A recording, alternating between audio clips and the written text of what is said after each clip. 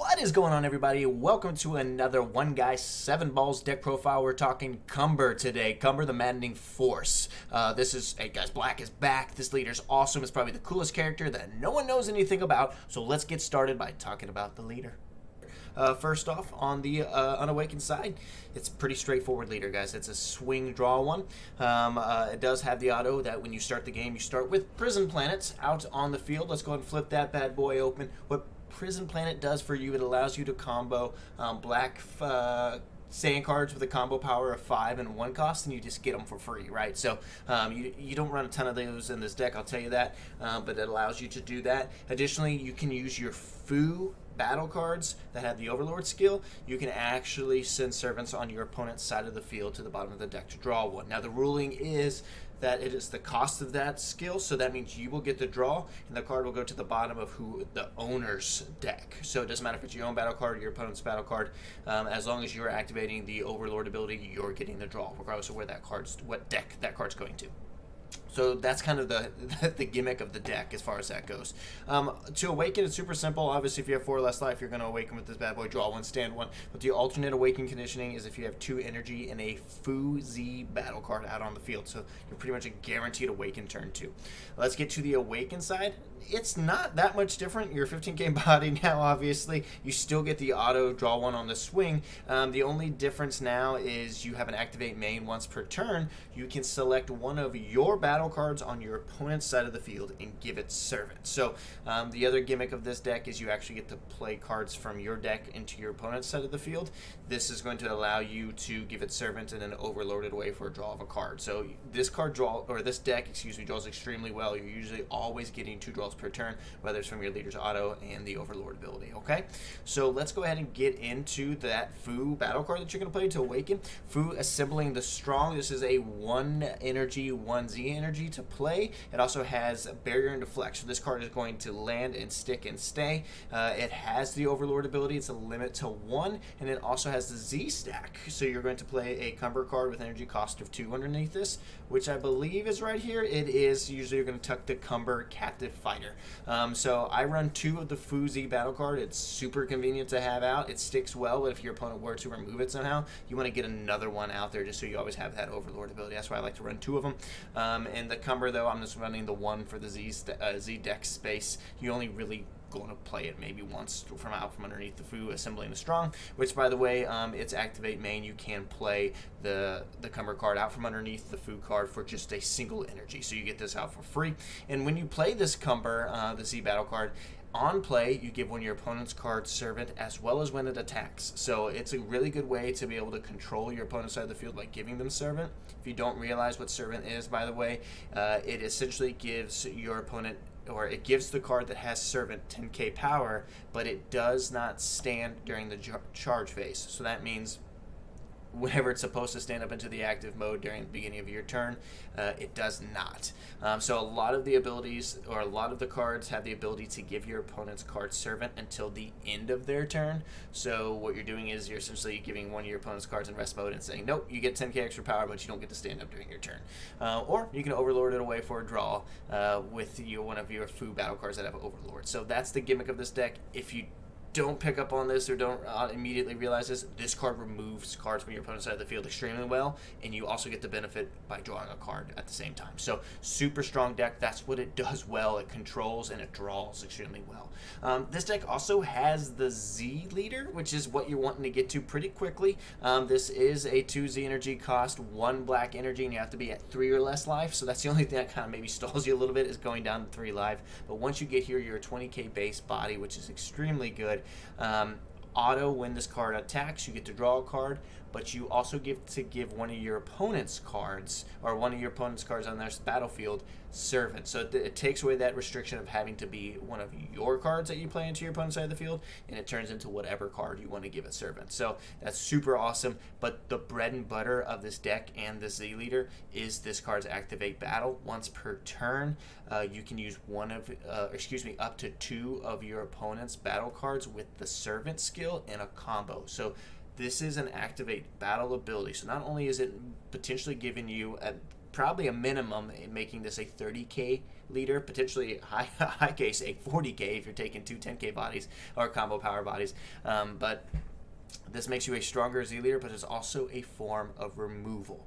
So this is extremely good Z leader. It's essentially, yeah, like I said, wiping out your opponent's side of the field while at the same time giving you combo power. So such a good Z leader, very good. Let's get into the next cards. Here's your cantrips, and here's your kind of, it's a unison deck. They're not completely dead, right? So the 1-drop Evil Saiyan, Thirsting for Battle. This is just a 5k, and that might be relevant. I'll point that out. It's a 5k cantrip. Search the top five cards from your deck and search out a Fu or a Black Saiyan, with a cost of 6 or less. But this is tied to the Cumber leader, so you can't use this elsewhere. And it also searches your unison. So a Fu all according to plan, which is the 2 specified cost unison that you play in this deck. Permanent, if your leader is an Evil Saiyan and you have a Fu Z battle card in play, you can actually play it for 1 energy, so you get it out for cheaper. And it does have a +2 ability, which gives one of your Cumber cards with an energy cost of 6 or less servant until the end of your opponent's turn. So this essentially gives one of your Cumber cards an extra 10k, which, by the way, your cantrip's a 5k, so if you really wanted to and it was out there, if you're playing this turn 3 for some reason, you have an extra energy and you need to play this card, you can make this one drop a 15k body and search with it, which is pretty awesome. The -7 ability plus a black energy doesn't come into play a lot, but you can take control of one of your opponent's cards with Servant and switch it to active mode. So that's a pretty boss ability. We're running 4 and 4 of each of these cards. Next is kind of the bread and butter of, I shouldn't say bread and butter of everything here, but really kind of the mid-rangey part of this deck, right? So this is kind of a control, but kind of a mid-range deck is how I build it. You have the 5-drop Fu Scheming Overlord, the 6-drop Cumber Furious Frenzy, and then the boss monster, the 8-drop SS Cumber. Let's see, was it Berserker Barrage is what it is? So your 5-drop Fu, you can cheap out for 2 energy. You get to take control of one of your opponent's cards that is 3 or less. It does have the Overlord ability, which is nice to have an extra one out there. Again, anytime your opponent has a servant card, you can use your Fu card to send it to the bottom of its deck and you draw. It's nice to have. It's an okay card, but the 6-drop Cumber Furious Frenzy, this is the best card in the deck. So for 1 single energy, you get to play this card out. If your opponent has a battle card on the field, you get to give it Servant on play. It's a 19k dual attacker, and essentially you're going to use your Unison +2 ability to give this thing Servant to make it a 29k dual attacking card. And this is also 29k when it's stuck in rest mode, by the way, during your opponent's turn, so they're not going to be able to swing into this very easily. They're going to have to use a good, reliable source of removal for this. So very consistent card, extremely good, and really, really, really makes this deck go. So next, let's talk about the boss monster of this deck, the 8-drop SS Cumber card. This was at first I felt like it was a tricky card to get out, but it's actually not so bad. First off, this is tied to Black Saiyan cards, so this could be played in other decks as well too. But it's activate main for 2 black energy. If you have 4 or more energy and your opponent has 2 battle cards on the field, you can play this card from your hand. When you do, you get to draw a card. That's always nice. Additionally, you give as many of your opponent's battle cards as you'd like Servant. Okay, so tie that effect with your Z leader. Again, this is a turn 4 play, so your Z leaders will hopefully be out by then. It's activate battle. The Z leaders, that is to use up to 2 of your opponent's battle cards with a Servant in a combo. Well, this is how you get multiple cards on your opponent's side of the field with Servant. So you can use the activate battle ability of your Z leader for 2 for a combo. You can still use your Fu cards to overlord them away. This isn't exactly a board wipe, but it could be, and not to mention, it gives your opponent's battle cards Servant until the end of your opponent's next turn. So even if you couldn't get them off the board for some reason, they're stuck in rest mode if they were in rest mode and you gave them the Servant ability. So this is a very good card, and also, by the way, when this card is played, you get to choose one, give it either dual attack and double strike, or give it triple strike for the turn. So it's pretty awesome card. I run 3 of it. It's a 0-5k combo away, and it really just ties extremely well with the Z leader and just the deck's mid-range feel that we go for on this build. Next are a couple more Overlord cards I have in the deck. So here's the promo. By the way, this thing's running $30 a pop right now. The Volume 3 tournament packs just must not be out there to get. But it's a legit card. It plays for 1 energy. It's a 15k body and has the Overlord. So it's a very good card for this deck. Makes sense. But Meki here, the Dark Ruler, this has Overlord, but it's not a Fu battle card. So keep that in mind, that Prison Planet does not give this card the ability to Overlord your opponent's cards with Servants. But you do have a unison that is giving your own card Servant at the same time. So if you wanted to Overlord your Cumber Dual Attacker or your 1-drop Cumber cantrip, you can do that. You draw a card off the Overlord, plus Meki gives you a shadow clone of a Demon Realm shadow clone. But what it also does there is gives you an additional 5k power, and you get a draw on turn. So if you had a card with Servant, you can play this down, draw one off to play, then draw one off the Overlord, creating a token, and use that token for combo power, as well as the Meki, which you can then charge into your Z energy. So it's not a bad play, and if you can't afford the Fu Overlord or Observing Overlord, the promo card, you can run 4 of these and be all right.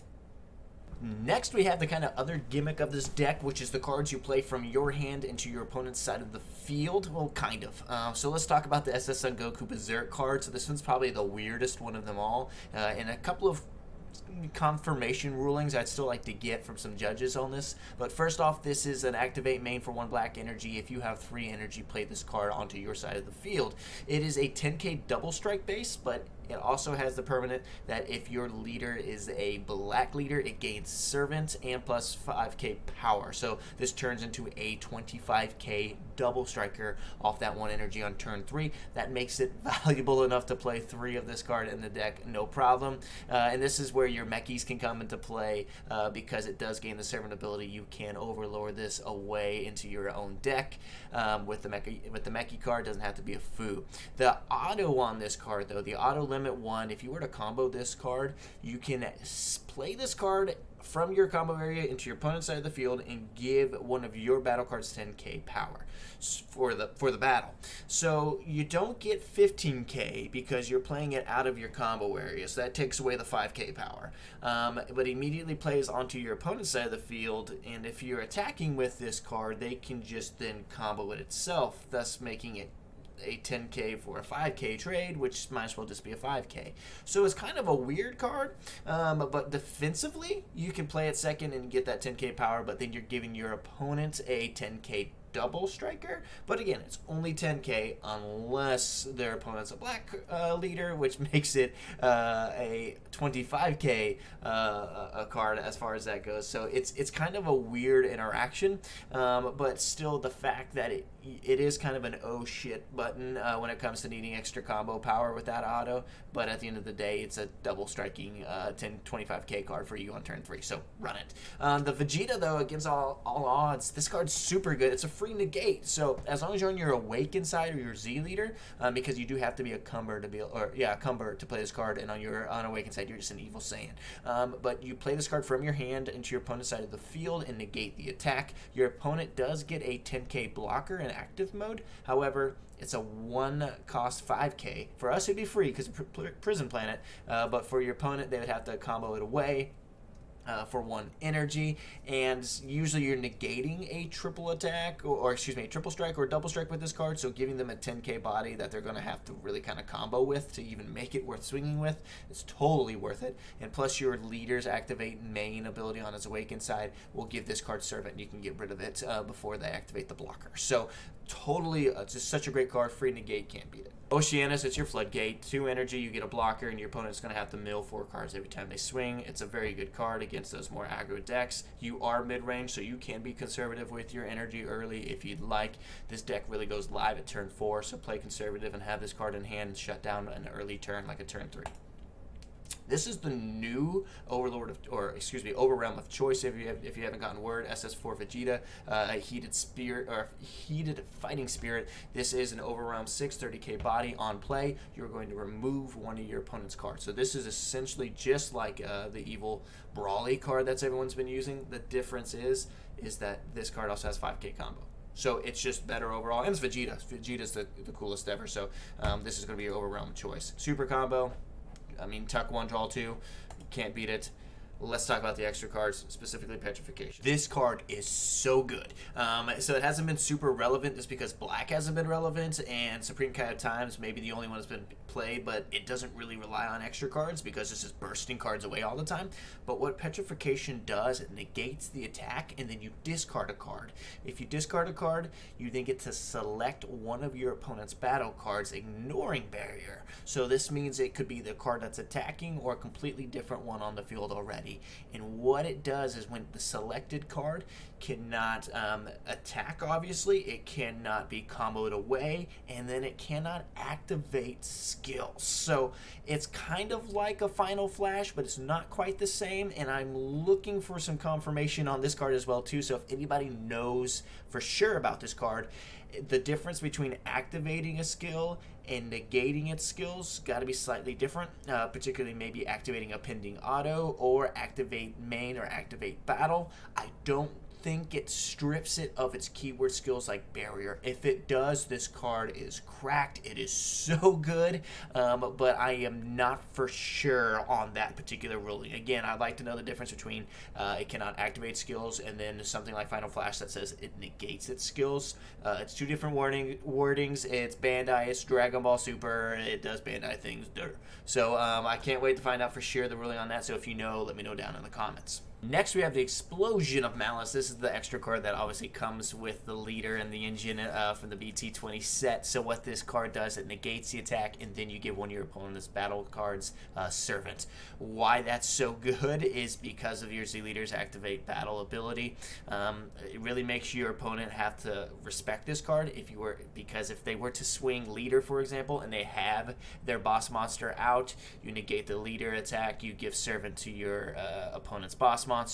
Then if they were to swing with their boss monster, you then use your Z Leader Activate Battle, take that boss monster that has Servant and put it into your combo area, and that stops the battle right there. The battle is finished.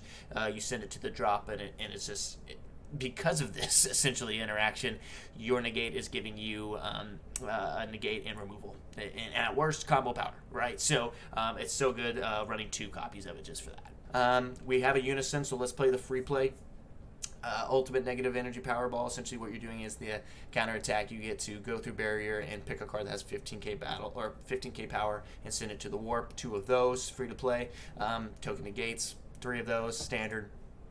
Crack and Space Time. So Supreme Coyote Time is gone, right? The Champa is gone, right? So how are we going to double strike to win for the mid-range? Well, Black Saiyans still have a card. Crack and Space Time is a 1-cost extra card that gives any Black Saiyan card 15k power and double strike. So soup that up with your Z Leader. This is your go for game card. It really catches your opponent off guard. I think anybody that runs in the Cumber, though, will realize that this is going to be a very standard card within the deck. Here is our SCR Evil Saiyan. This card's just so good. I mean, it's particularly good in cards and black decks that are bursting cards so you can play from the warp, but it's just really good in general.